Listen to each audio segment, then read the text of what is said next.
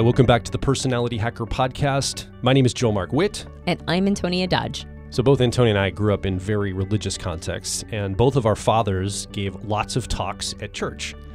And so I've got many memories of sitting in a congregation while my father, and sometimes my mom, was on stage giving talks or sharing things with the congregation we were visiting that week or we were in. And I remember this one talk he gave very clearly. I mean, I remember a lot of his talks, but it's an apocryphal tale in the midst of a talk to illustrate something, talking about this woman in her neighborhood, kind of maybe an older woman who isn't doing anything during the day. So she's one of those people in the binoculars looking out the window at everybody else's houses and kind of nitpicking what's going on and being critical of it and just seeing what's going on in the neighborhood, keeping a watchful eye. Maybe people today would call them a Karen, or something like this. She's keeping a watchful eye. And the story goes that she's constantly complaining about all the other neighbors around her that have dirty windows. All their windows are dirty. And she's incensed by that. Why is no one taking care of their windows? They're always dirty.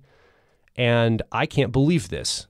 And so in the story, eventually she ends up going outside to do something. I don't remember all the details, but she looks back and she realizes it's her windows that were dirty and everybody else's was clean. But she was looking through a dirty window, and so it appeared like everybody else had these dirty windows outside of her house in her neighborhood. So it's to illustrate basically the verse that comes from Matthew about taking the log out of your own eye before you point out the speck in your brother's eye or another person's eye.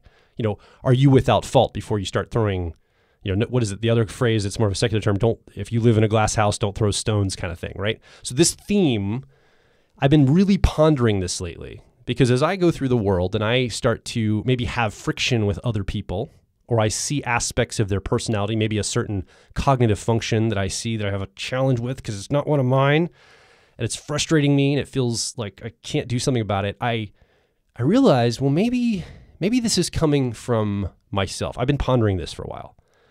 So fast forward to just this past week, at the time of this recording, Antonia and I have been doing personal coaching with Dr. John Beebe, who came up with the 8-function model.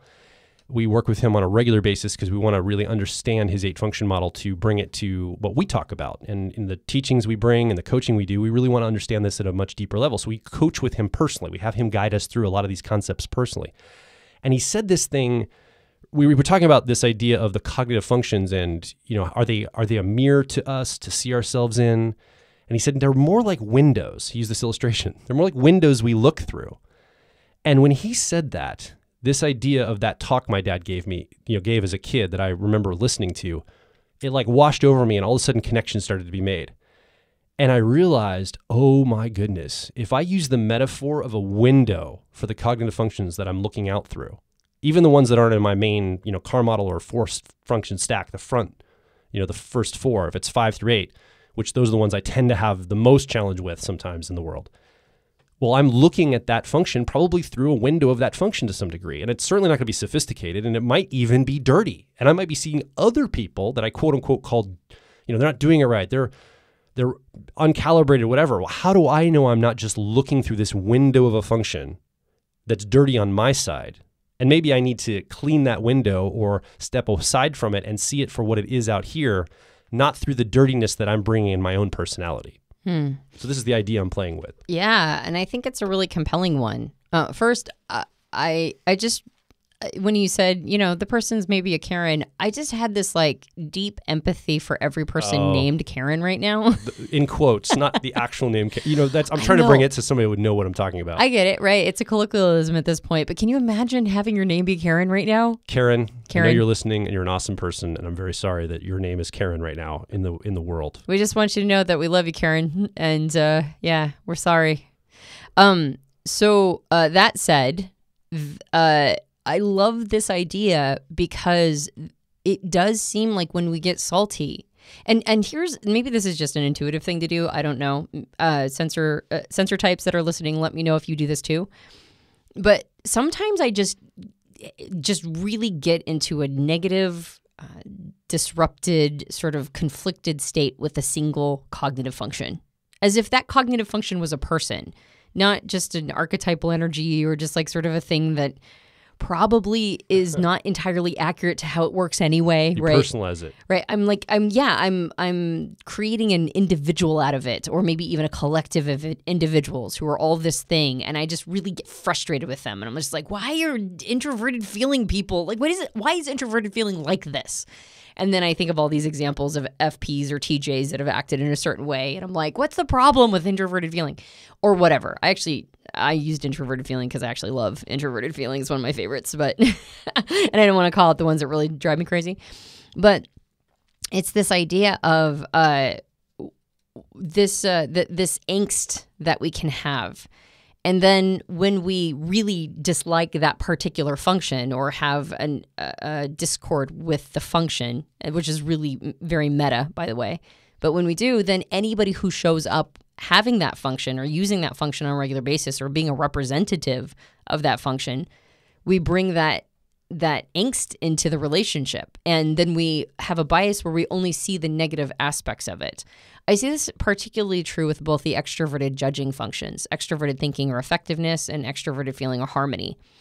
And it always surprises people, by the way, who use extroverted feeling or harmony. It always surprises them that people have heat towards them.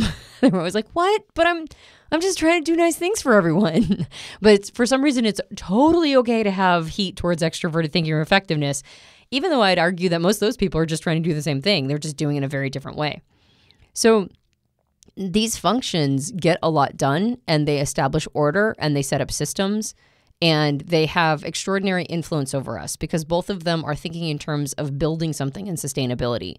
One might be more about like logistical things or technological things or like how things are set up, and the other one might be more about relationships and interpersonal dynamics. But both of them are looking for the longer timeline. And because of that, when they pour their energy into something, it sticks. So it's really easy to figure out how we feel about those functions because we see evidence of them all the time. The extroverted functions that are perceiving functions, like extroverted sensing or sensation or extroverted intuition, exploration, these are more disruptive energies. And they don't have a sense of, like, they don't make things that stick. They might have ideas that then get employed, right? And the idea ends up getting handed over into to a system that gets created around it. That happens a lot of times. But by the time it gets set in stone, right, it becomes a thing, that person who had the original idea is on to the next one, right? The extroverted intuition is way ahead, right? There's a very slow building process behind a creative thought. And there's a very slow building process behind things that are mere ideas. For extroverted sensing or sensation, it's about experiences. And experiences, by definition, dissolve once they're complete. Or they can get turned into memories, but you're not living in that experience every moment, right? It's intended to be a dissipating thing. It's intended to jump faster than you can capture it. So when these functions are annoying, they're annoying for their disruptive nature. They're annoying because they can't be captured, because they are by definition intended to jump from thing to thing to thing.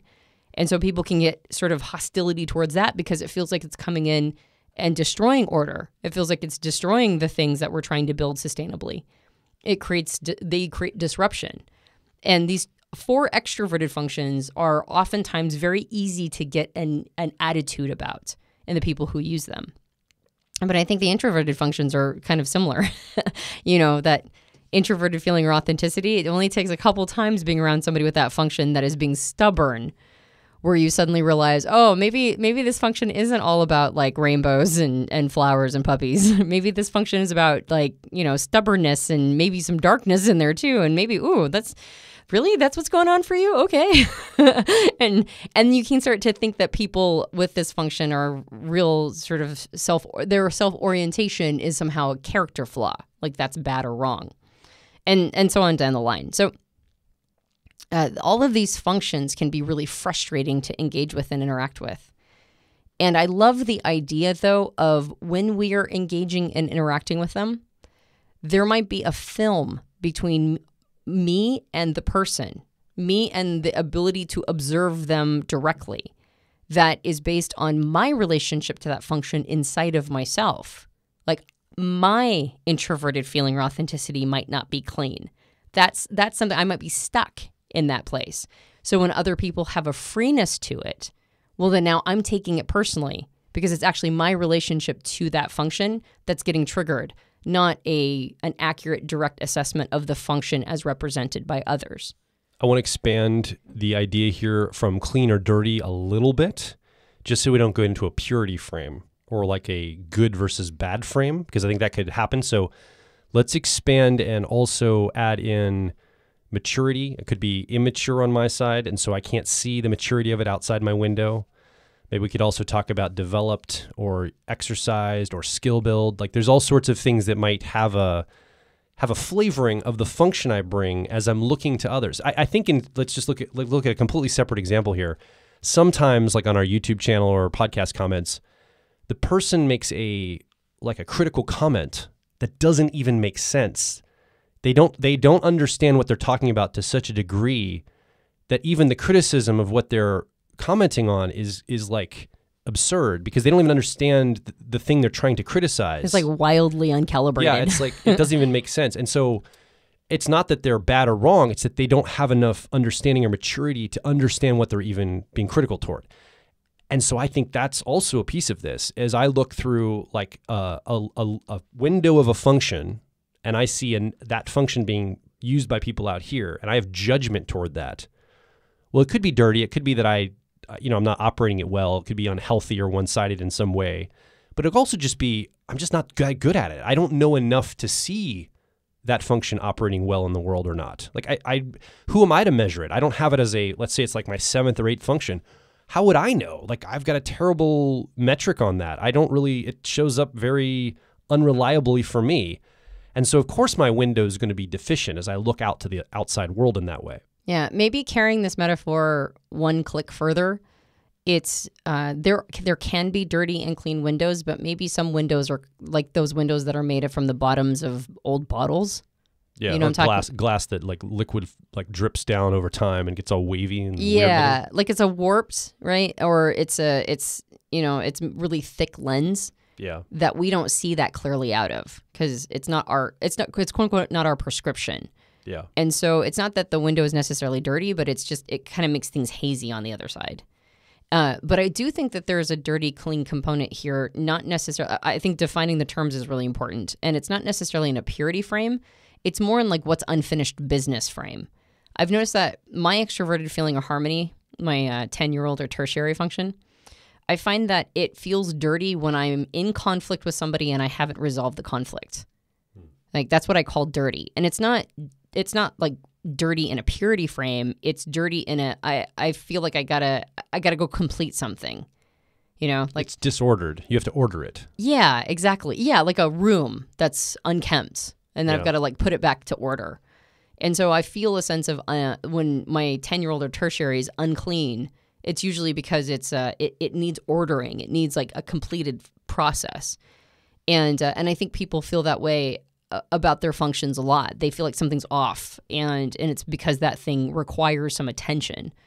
I find that like when people have, for my introverted feeling authenticity, which is my 7th function, it's very easy for me to experience it as unprocessed. It very much feels like I'm looking at it through Coke bottle lenses right, on the other side. It's so hard for me to really tap into emotional distinction and to get any clarity on what it is I'm feeling and why I'm feeling it. It has to basically just hit me over the head with a baseball bat in order for me to go, oh yeah, emotions, I'm feeling them. Now, I might express them. I express emotions much, much, much clearer than I do feel them, right? Or experience them internally. If I've got another person around me, then my extroverted feeling is like, okay, here we are. We're now in an emotional interchange. Let's go. But if I'm all alone and I'm just sitting there and I'm like, really sad stuff has happened recently. Maybe I should be feeling sadness. I bet I am. I bet I'm feeling sadness. I bet I'm just not registering it. But I'm sure something can bring this out in me. And if I don't, it's going to be unprocessed. And when I have a bunch of unprocessed emotions inside of me, I absolutely make that the rest of the world's problem. I absolutely see other people in a much harsher negative light because I've got a bunch of my own stuff bottlenecking inside of me. And so I think this idea of looking at it through a window, various styles of windows of different levels of clarity, but also looking at it through senses of order, disorder, clean, dirty, like needing to give it some attention, completing processes, that sort of thing. I think that's really a fair way to self-reflect before we bring our attitudes to the outside world. So in the conversation with Dr. Beebe, he continued talking about this through the session we were working with him on. And I don't know how to categorize this because he has ENTP preferences. And so this might be through an ENTP, the firm model freedom fixation of sorts. So take that, just place that over to the side for a second. But he said, and I wrote this down, if we look through the windows long enough, they will open and the house disappears. And then we become open as people.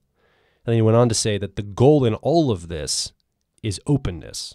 Again, I think there's a little bit of a bias as an EP. He's talking about this from an EP. It resonates totally with me that the goal is openness.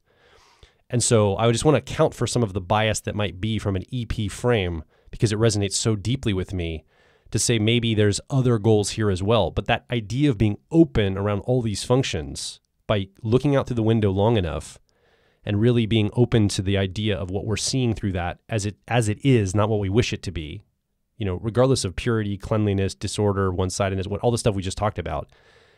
There's a notion of the whole self emerges through this in a way. The whole essence of who we are. We're an open person now to, let me just bring it down to more practical because we're pretty abstract here. Let's say I'm challenged right now in my life with extroverted feeling or harmony. There's a lot of social things that feel, to me, as an ENFP, constricting in the way things have to be done by extroverted feeling in the world. And I'm like, and I could resist that or challenge that. So the first question is, okay, I'm looking through my own lens of extroverted feeling or harmony. Like I've got that function. It's in my stack. It's way down. It's my 6th function, but I have access to this. And so when I'm looking at this energy in the world, am I looking at it through a window that's clean or dirty? Is the window like Coke bottle window that's wavy? Am I seeing it accurately? Am I measuring it just as it is, looking through my own window? And is there things I can do with the window that I'm looking through to this energy in the world that I can do on my side to look at it in a more, with more fidelity, with more clarity, with a better metric, a better lack of judgment in all of this? And again, there's that theme of openness that Beebe talks about, Dr. Beebe talks about. I don't want to have judgment toward this, that I might have a lot of judgment through my window. Is it on me? Is my window dirty? Is it this energy out here? Is it a little bit of both? So I think the thing we can control, though, is how we see things, the way we show up to things. I really can't control whether it's dirty, clean out here. I can't really control if it's highly calibrated. The only thing I really have influence and control of is how I see out of my window. And then the goal is that if I spend enough time with that, really reflecting on that window, seeing past the window, the thing that I bring to it, I can genuinely see what it is for its own sake. And then I have openness in my life toward this energy that's out here that I might have a little bit of a resistance to now. We will be right back. If you're focused on personal growth, I think you'll resonate with our core content over at personalityhacker.com. We want to see you understand how your mind is wired so you can generate motivation, improve social skills, find career opportunities, and master excellent decision making. But a quick warning, we are advice and action focused in all of our articles, podcasts, and videos. This means that we attract people who like to be challenged to become excellent, to take action, to put in the work to optimize themselves, not simply just gather more information. If you are committed to personal growth and ready to radically find your inner truth, then come over and be a part of our growing community of like minds at Personality Hacker. Now back to the show. I guess to sum it up in the most accessible terms, we're really talking about not getting super triggered by other people and their personality types and the cognitive functions that they're bringing. And that's one of the biggest gifts that type brings us. It gives us a capacity to engage and interact with other people with understanding and awareness. I don't think that that's just John's EP nature and his, I don't think it's just a bias towards freedom. I think openness to other people's ways of being is a noble pursuit. I mean, as much as I'm asserting something is noble, and that's just my personal opinion, I think that what John was talking about is, I think that there is something to be said for having openness to others. And I guess we're actually probably talking to not people who are just getting into type right now. and people who are just trying to figure out their own personality type and get a mastery of the system or understand it, that they might have some like casual, so just like a casual interest in it. I think we're probably more talking about people, real true type enthusiasts who get to a place with using the system where they know the ins and outs of it well enough, but they don't have a direction or a vision for how to use it. I suspect that when we really get into this, because some of us get really obsessed, obviously, and we get to a place where we feel like we're really good at this, whatever that means.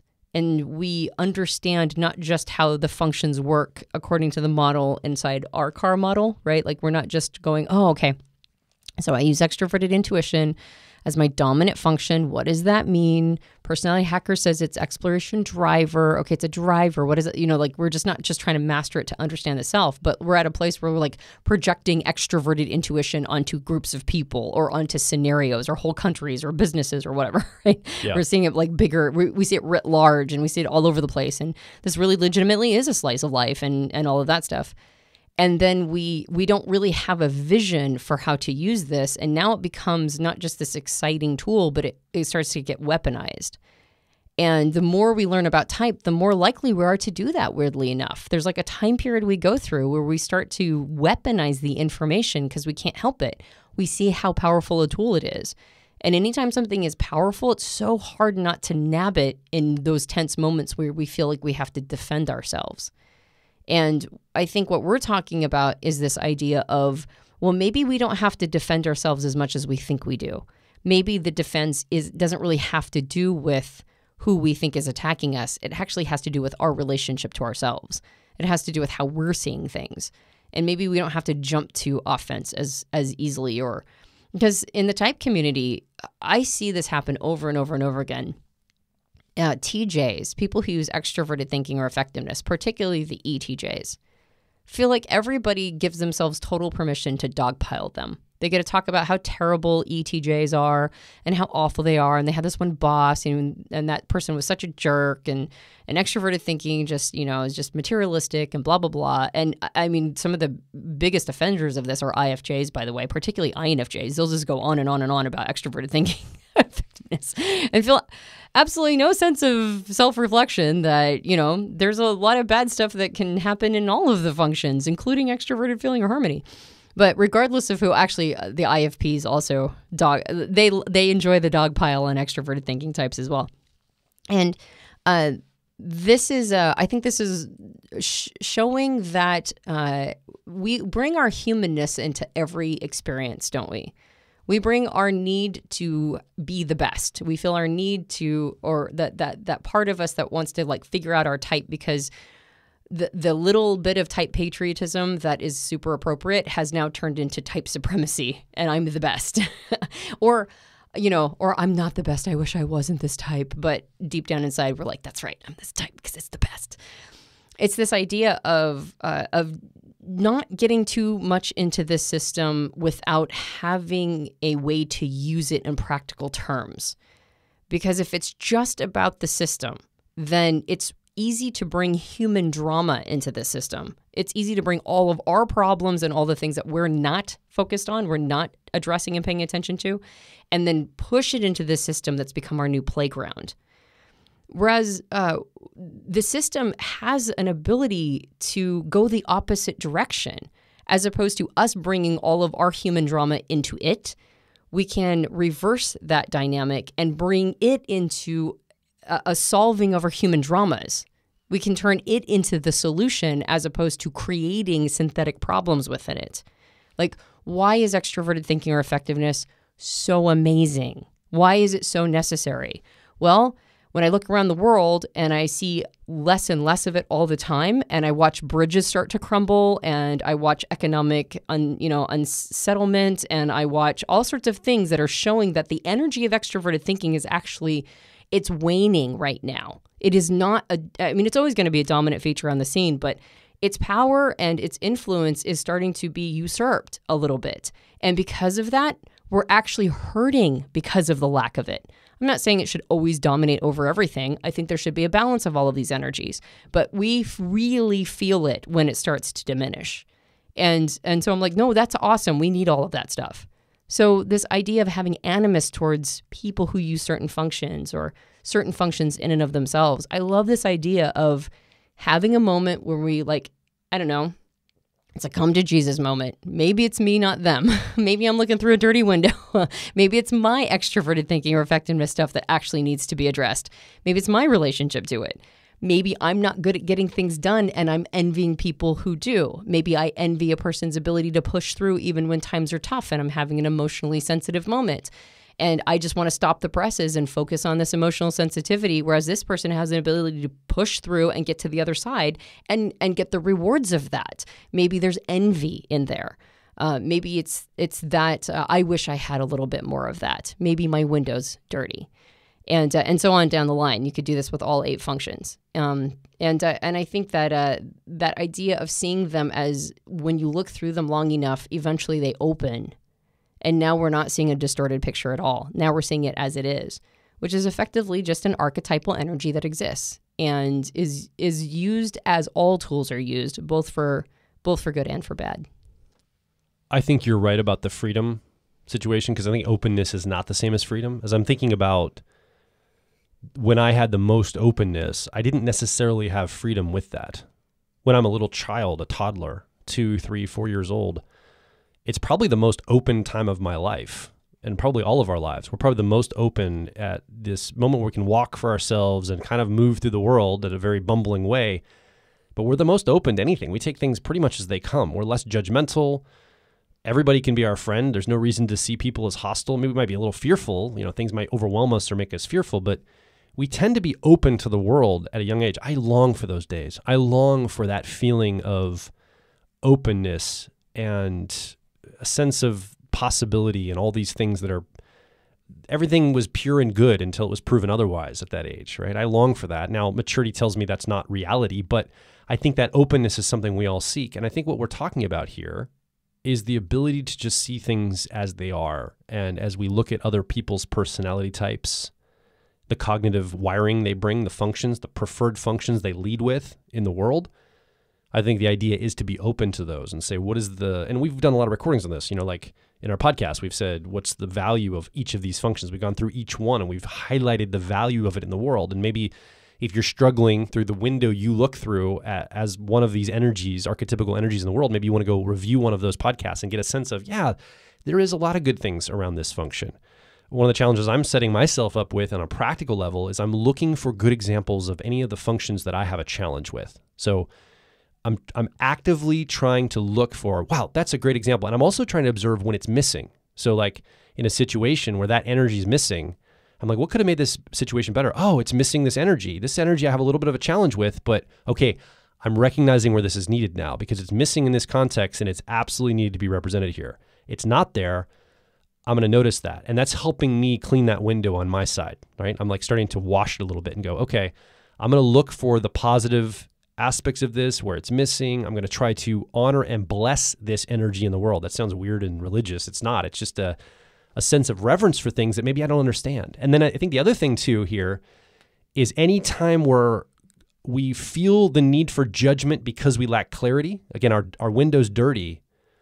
What if we got curious instead and said, well, maybe it's my window, and we go outside and we look at our own window for a second and just go, oh, wait, okay, it's the dirt on my window, or it's the waviness on my side. Like, let's stop judging neutral things and let's start approaching them with curiosity. I think that's something else I'm really trying to anchor and wire into my own self. And recognize that functions don't make anything good or bad.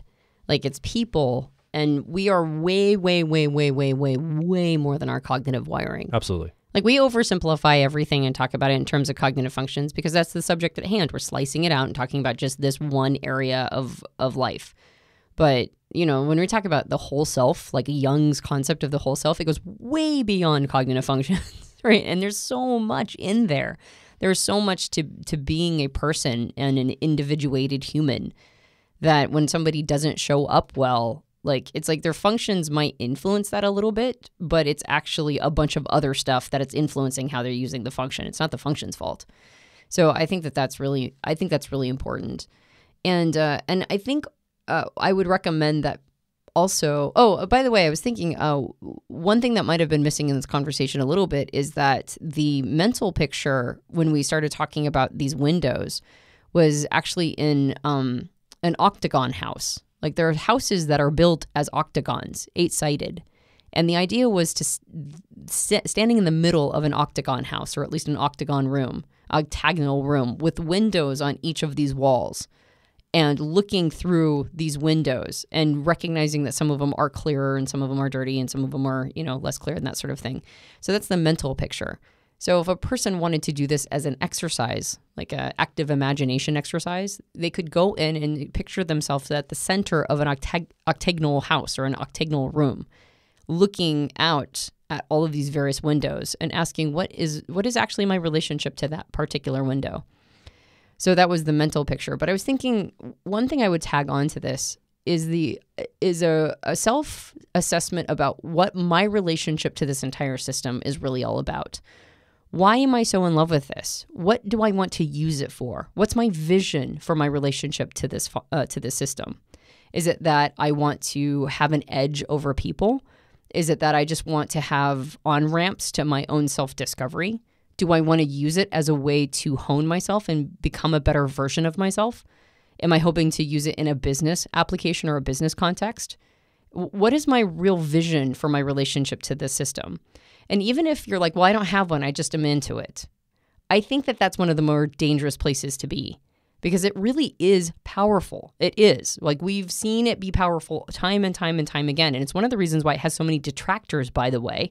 If something has no power to it, it doesn't get any attention and nobody pushes against it. The reason why the system has so many detractors is because it hums with power. And so if we don't have a thing we're using this for, if we don't have like a vision for why we're going to use it and the ways we're going to use it, it's like walking around with a blowtorch or something. It's like, why do you have that? And it's like, I don't know. I'm just into blowtorches. I don't know. Maybe something will need to be set on fire someday. It's like, well, why don't you have like a reason for this thing? And it's going to be arbitrary and you're going to completely make it up. But that's okay because you still have a vision for it. You still have a reason you're using this thing.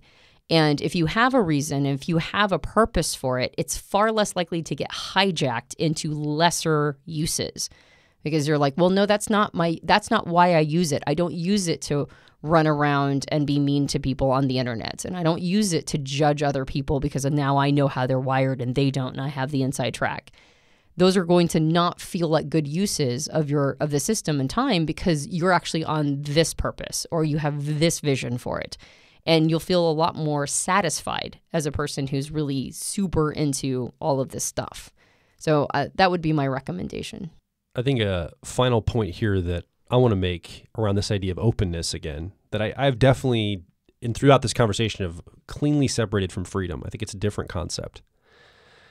I would say that this also helps us separate out the map from the territory. I think that's really what we're doing here too, is this idea of openness is seeing the territory for itself, not through the window of a map and projecting what we expect that territory to look like through the map we're using.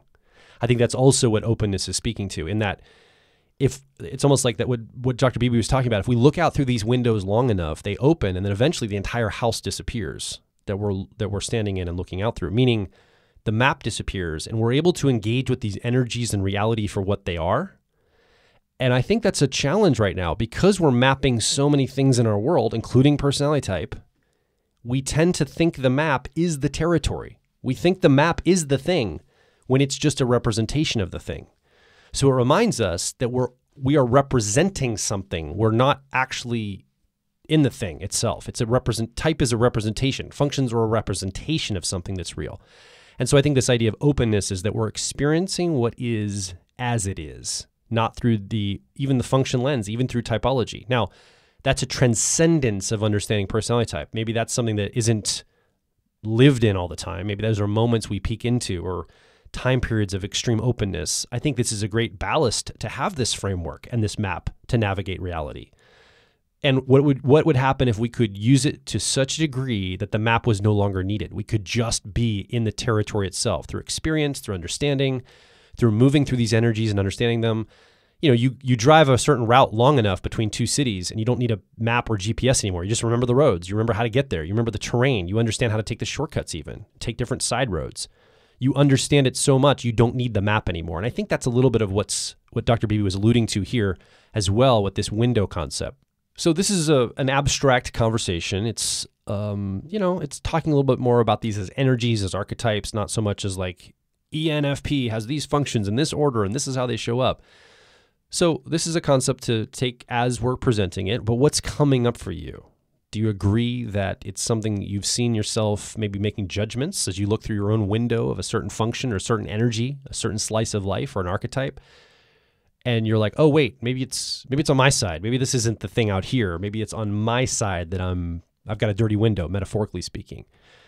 Or is it something that you're like, I do need a vision for this? The idea of a vision or concept of a vision really speaks to you. Like, yeah, I want to start connecting this tool I'm using to something that I can use in my life for this purpose or this reason or this focus of my life.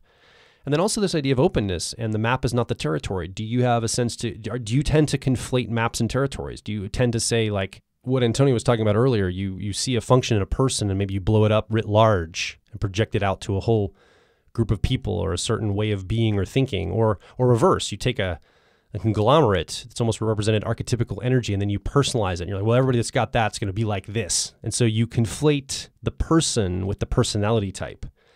And those things are separate. The personality type is the map, the person is the territory. So I think these are some concepts to think about. And we want to hear what's coming up for you. As we talk about these ideas, you're the third person here in the conversation. Come over to personalityhacker.com directly below this episode. Leave a comment, ask a question, or more importantly, share your personal story of maybe going through some of these experiences. Maybe you've pondered this and you've had some success or some challenge. We want to hear what that is like for you. So come over and make your voice heard. And if you enjoyed this podcast, you can subscribe to us on iTunes and various Android platforms. If you leave us a rating and review on iTunes, that helps us out a lot. We have a book. It's called Personality Hacker. You can get it at all major book retailers. And if you leave us a rating and review on Amazon or on Goodreads, that also helps us out a lot. We have a program called Personality Types in Yoga, which is based on Carl Jung's experiences in India and some of the writings he's brought back. And it takes personality type concepts, Jung's concepts of cognitive functions, and it pours them into practical advice for taking care of your body and your spirituality. So it's a vision for how to use type. We collaborated with our very good friend, Dr. Dario Nardi, to create this program. And if you would like to go check that out, I highly recommend it.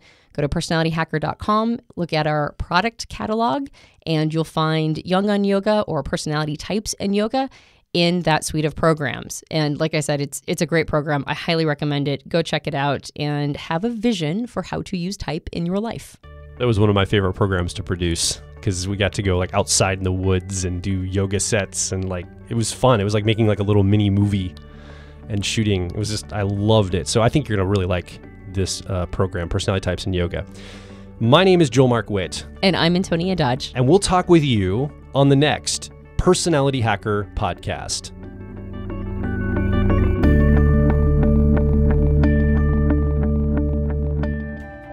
If you're focused on personal growth, I think you'll resonate with our core content over at personalityhacker.com. We want to see you understand how your mind is wired so you can generate motivation, improve social skills, find career opportunities, and master excellent decision making. But a quick warning. We are advice and action focused in all of our articles, podcasts, and videos. This means that we attract people who like to be challenged to become excellent, to take action, to put in the work to optimize themselves, not simply just gather more information. If you are committed to personal growth and ready to radically find your inner truth, then come over and be a part of our growing community of like minds at Personality Hacker.